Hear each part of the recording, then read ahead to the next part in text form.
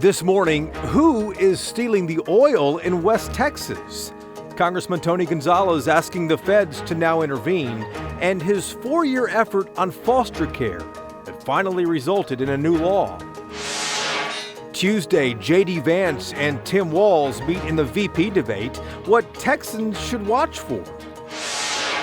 Congressman Greg Casar trying a new approach to slow immigration. He's with us from Washington, D.C. And with a little more than a week before the deadline to register to vote, increasing confidence from Travis County Judge Andy Brown on the legal battle against Attorney General Ken Paxton. Inside Texas Politics with Jason Whiteley starts now. Good morning. The last Sunday in September here. I'm Jason Whiteley. Let's start the program with the top political headlines happening in our state here. Closing in on a month before the election, national Democrats are investing in Texas and Democrat Colin Allred. The Democratic Senatorial Campaign Committee is buying its first TV ads for him. The Democratic National Committee adding $75,000 to help get the vote out in South Texas. Both significant considering Democrats often write off this state as being too big, expensive, and a Republican stronghold as well. Colin Allred and Ted Cruz have agreed to their very first debate, perhaps the only debate in their race for U.S. Senate. The debate is October 15th. 7 p.m. right here in this studio, right here on this station. I'll be one of the moderators questioning both candidates on how they will represent us for the next 6 years in the Senate. And Republicans who want to oust the incumbent House Speaker Dade Phelan, they are now consolidating around a single candidate. There were 5 Republicans running against incumbent Dade Phelan there. Now there is only one. It's State Rep David Cook from Mansfield. 48 Republicans said to be behind him, according to reporting from the Texas Tribune. They say they don't think Phelan is conservative enough. House members elect a speaker on the first day of the session in January. Now to 2 big issues we are watching happening in Austin. The first is increasing confidence right now from Travis County over the weekend that it will defeat Ken Paxton in court. He's trying to stop Travis County from mailing out voter registration applications. And the other issue, never mind high-speed rail and all that comes with it. Travis County says plain old passenger rail, expanding that, connecting Dallas, Austin, and San Antonio, that looks a lot more realistic now. We reached Travis County Judge Andy Brown at a conference in California. Less than 40 days away from the election, the voter registration deadline is coming up. Do you expect a court is going to intervene and stop Travis County, or do you think it's going to go the way that Bexar County went and other counties went as well, and let you guys continue sending out these applications only to vote? I think we are right on the law. There is literally a state statute that says that we can use state funds, Chapter 19 funds, to do exactly what we did. What we did was we sent out a mailer to eligible voters to give them the opportunity to register to vote. And so I think we're right on the law. I think Ken Paxton is wrong on the law. I think that Ken Paxton, and because of the way the law works, the Secretary of State, Jay Nelson, have violated the National Voter Registration Act. And that's what we're suing over in federal court. We're saying that states cannot do what Ken Paxton is doing, and that the Secretary of State has a duty to make sure that he doesn't do that. And that's what we're suing for. I think we are right on the law. I think that the courts will agree with us that we are right on the law, because we're trying to make sure that our democratic process works the right way, that people who are eligible to vote but aren't registered can get that opportunity to do so here in Texas, and can be verified by not only Bruce Elfont, our local voter registrar, but also be verified by Jane Nelson, our Secretary of State. That's all that we're doing. Judge, let me ask about high-speed rail, because you and I talked about this last time we interviewed here on the program. And you know, I don't want people to roll their eyes when they hear me ask this question, but we've heard this a lot all over the state, Dallas to Houston, Austin to San Antonio, down towards Mexico. Is it any closer to reality today than it was last week, 6 months ago, 5 years ago? I think the thing that is much closer to reality is having more passenger rail service that maybe isn't high speed, but is higher speed on this leg from San Antonio, Austin to Dallas. I think it's very realistic that we can work out a deal with Union Pacific, that we can get additional trains and track improvements on that, to where people could get from Austin to San Antonio in, I can't quite do the math in my head, but going 100 miles an hour for 70 miles is a lot quicker than you're doing on I-35 today. I think that is very likely to happen in the next few years. But how far? Yeah, you just answered the question. How far out do you think that is? Because we've been hearing about this forever. What I have heard is that high-speed leg should be up and running within 10 years from Dallas to Houston. That is not as, I don't know. That's a shorter time than has happened so far. But I think it is realistic to say that between Austin or San Antonio, Austin, and Dallas, that leg could be improved in a much shorter time, maybe within 5 years, because there's not, as far as I know, any imminent domain issues with that. The only question is the track condition, and adding additional capacity on those tracks, maybe do some double tracking or triple tracking, so that Union Pacific sees a benefit of being able to move more freight, and that we see a benefit of being able to add more passenger service on there. Judge, we'll stay in touch with you on that. Thanks for making the time for us as always. Thank you, sir. Appreciate it. All right, let's bring in the roundtable to talk about the politics of this. So certainly the politics is surrounding right now the voter registration, but not much time left to register to vote in the November election here in this state. Paxton has had some legal defeats on this. Which way does it go for Travis County? Well, and of course, he's had some legal defeats of all kinds. He was laughed out of the Supreme Court on letting guns in the state fair, whether the state fair could ban it. But in this case, this is the first time, Jason, that I remember that we've seen the Republican Party generally take the position that the government should not encourage people to vote. They've told teachers in schools, they've told everybody not to go out and solicit registrations, to let people organically come in and register, but don't go out. They wouldn't let people register voters in the courthouse. They really want to put a stop to this widespread application. They're afraid that votes will be harvested. And Ian's not wrong about that. The Republican Party is going through a metamorphosis right now.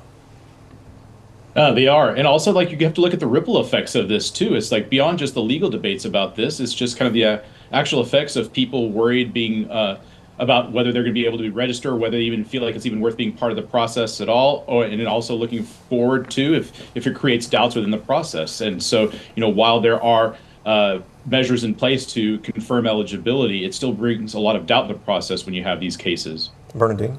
Well, it does bring about doubt, but keep in mind that low turnout favors Republicans. And the less you have registered, the less likely you will have a higher turnout. So it definitely appears as if it's political, but to just look at the fact that any party wouldn't want more registered voters is just unbelievable. But it's definitely political, because high vote out Democrats, typically. Yeah, indeed so. All right, sounds good, guys. We appreciate that. A lot more ahead, including this. When we come back here, Congressman Greg Casar on the new approach he wants Congress to take to slow immigration. And Congressman Tony Gonzalez worked 4 years to get a new federal law passed. The personal reasons behind it, when Inside Texas Politics returns. Welcome back to Inside Texas Politics. Congress could not agree on how to fund their government last week, so it passed a temporary measure and delayed the big decision until December. Our next guest, though, is also asking his colleagues in D.C. to help stop oil theft in West Texas. Congressman Tony Gonzalez is a Republican representing a wide swath along the border from Eagle Pass to El Paso. Congressman, welcome back to the program. This continuing resolution extends government funding through December the 20th. It's kicking the can down the road, as we all know here. What happens, though, after December the 20th? Are we going to go through the same thing again? Clearly, we'll have results from the election. At least we hope we will. But what's really going to be different at that point that is not happening now? Yeah, thank you for having me back on, Jason. And you are spot on. It's why I hate CRs so much. It basically is a white flag that says you didn't get your homework in. Can you give me more time? And no matter how much time you give Congress, they're still not going to get their homework in. It's why I voted against the CR, mainly for the reason, let's get our appropriations bills done. Why not today, right? Why are we going to wait until right before Christmas? We already know what's going to happen. We're basically not going to do anything until we get back a couple of days before the CR is due. So why not now? There's no better time than now. So let's enough of the kicking the can down the road, like you said. Congressman, a lot of anxiety around the November election. Are you concerned there might be any political unrest after November the 5th? Political unrest, to say the least. My goodness, I think regardless of what happens, Jason, it is going to be wild. It is the division in this country is very real, and I that's what I worry about the most. That's why I think it's so important that we have lawmakers that can be statesmen, be that steady hand, bring our country together. Be conservative, be whatever your politics are, but find a way that what our country, it doesn't get more divided than it already is. It is, I suspect, after the election, regardless of what happens, it is going to be a bumpy ride, and it's going to take a steady hand in order to make sure we get through that, and we will. Congressman, you just introduced the Protect the Permian Act this week, which is designed to protect the Permian Basin against oil theft. Who in the world is stealing oil from out there? One of my county judges turned me on to this oil theft issue. And I go, how do you even steal oil? He goes, Tony, it looks a lot like a legal transaction. You have a truck that backs up into a tanker, and then they just siphon the oil and they drive away. Once again, looks like a legal transaction. So then as I've started to get up to speed on it, how do you tackle that? It's pretty simple. You tackle that by combining your resources, having these task forces, this Permian Basin task forces, where you have federal, state, and local law enforcement all pulling their resources to combat against this rising oil theft crisis. A lot of times you have these very remote sites, that yes, they have security, yes, they have cameras, but it's very difficult to track. And these organizations are getting more complex. So we have to match their intensity, if you will. I'd also remind nearly 50% of the nation's oil production comes out of the Permian Basin. So this isn't just a, hey, West Texas issue. This is a national issue. I asked the director of FBI under oath when he testified before my committee what his thoughts were, and he said it's a national security issue, and that the FBI is committed to helping lead these oil theft task force. Congressman, we had you on the program a while back talking about your Find and Protect Foster Youth Act. This was something that meant a lot to you personally. You've been working on it for a long time, and it was just passed into law. Tell me exactly what this new federal law is going to do. I am so excited about the Find and Protect Foster Act. We've worked 4 years on this thing, just grinding our way through. My wife Angel is a foster child, so we know how difficult the foster system is. It does a couple simple things. Right now, we have thousands of foster kids that run away, and when they come back, they get put back into the system. What happens to them? So the bill goes, basically says, why did you run away? When you were gone, was there abuse of any kind? Was there drug abuse? Were you homeless? It gives you the resources you need, and it combats that. This is the first of many things I'll do in this space, but I'm really excited. It's already passed the Senate with the help of Senator Cornyn. Really appreciate his help. And now it's passed the House. It's headed to the White House to get signed into law. Congressman, thanks for the time. We appreciate it. Congratulations again on the bill. Thank you, Jason. Now for the other side on what's happening in Washington, D.C. Democratic Congressman Greg Casar on why he says Congress cannot agree on how to fund the government and a new approach that he's taking to slow migration. Congressman Casar represents a part of San Antonio and Austin. Congressman, welcome back to the program. Funding the government has gone to what we've seen a million times in the past, just kicking the can down the road, passing a CR, continuing resolution, just keeping the government funded now through December the 20th. Obviously, I think we're going to have a clear idea of who the next president is going to be by then. I'm just curious, how do you think this is going to change next time you guys deal with this in the House, when either Trump or Harris will be the president-elect? What I hope is that the voters communicate very clearly this November to everyone in Congress that they want to see people work together rather than try to break the government services folks rely on. Something I've learned here in my first term in Congress is that so much of the right-wing Republican strategy is to break things and then campaign on them being broken. But an infant can break something. It takes adults and people committed to public service to build things. And what we want to build, for example, is a tax system that actually makes sure that the top 1% have to pay the same tax rate, say, as teachers and plumbers and custodians and restaurant workers. We want to make sure that Social Security is expanded and is able to be funded for generations to come. Those are the kinds of conversations we should be having in the Congress, rather than the entire government being taken hostage and some small number of MAGA extremists saying, no, we'll just break the whole government if we don't get what we want. That's not what the American people want, and I hope that message gets sent this November. Congressman, I want to ask you about something you just introduced called the Migration Stability Resolution. It's trying to address the root causes of immigration, which we all know the border is a huge issue for a lot of Texans. Tell us what this resolution would do, and why is it just a resolution? Why wouldn't it be a binding piece of legislation?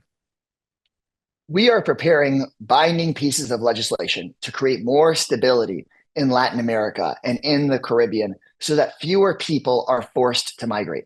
But we know right now that Republican Speaker Mike Johnson is committed to gridlock and not to passing legislation. And so we're presenting some of the ideas this week so that hopefully under a Speaker Hakeem Jeffries or under a more reasonable speaker, we finally can pass some laws that will make it so that our immigration system is more orderly, more lawful, and more stable. But what's the strategy as a resolution? Is it to float a trial balloon, see if you can get some support behind it, and then try to do something that's binding?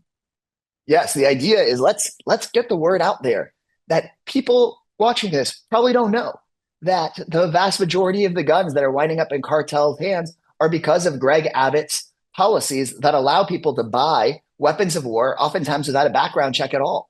That's how these guns oftentimes are getting into the hands of criminal organizations. If that fuels violence in Latin America, then that pushes people out of their homes. If we want to actually address the immigration issue, let's address issues in Latin America. Let's stop putting fuel on the fire of poverty and instability, and let's create more legal pathways for migration. So we put the ideas out there. We're hearing and seeing much, much more support.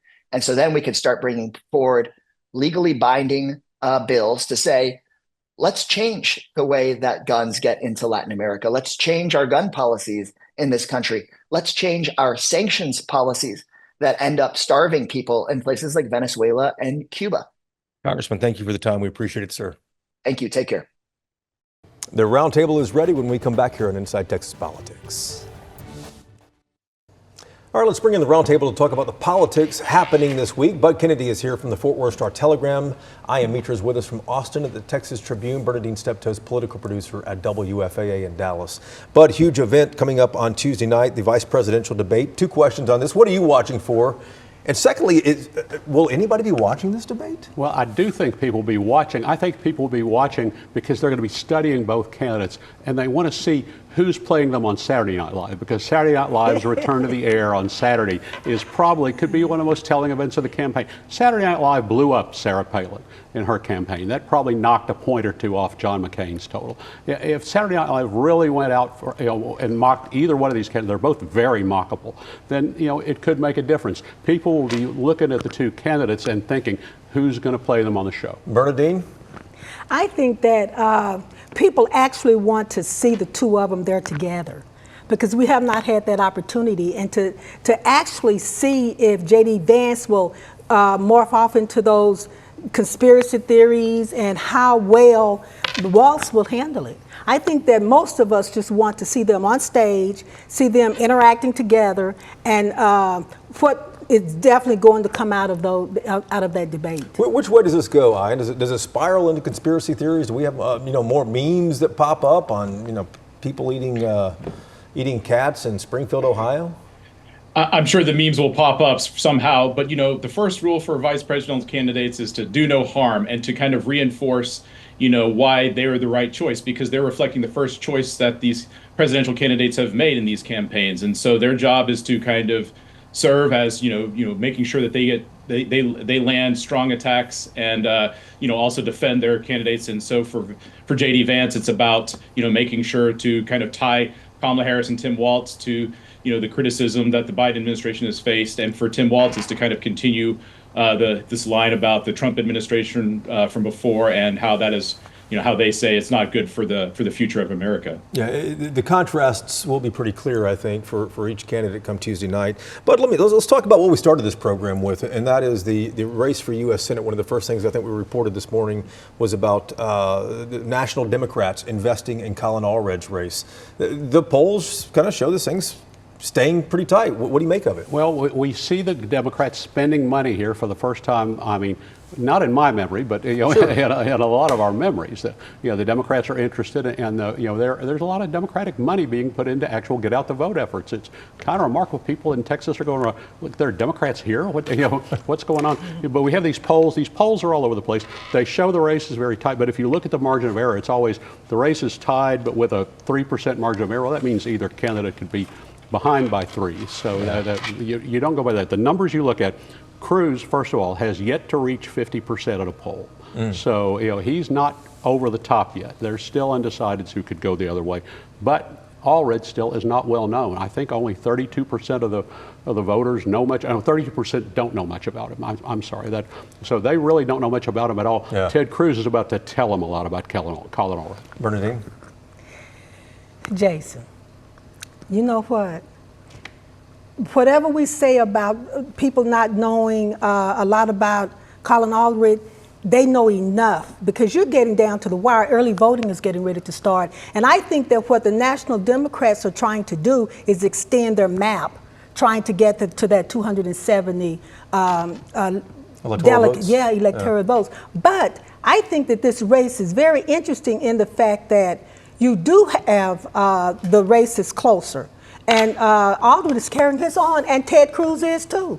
Ted Cruz is doing well in terms of trying to fight off that opposition. And we'll see when in November how well either does. We'll see in November, and you'll be seeing a lot of them on TV, on your cell phones probably, and elsewhere before we get to that. So thanks so much, guys. We appreciate it. Thanks for watching as well. We're back next Sunday to take you inside Texas politics, and we hope to see you then. Take care.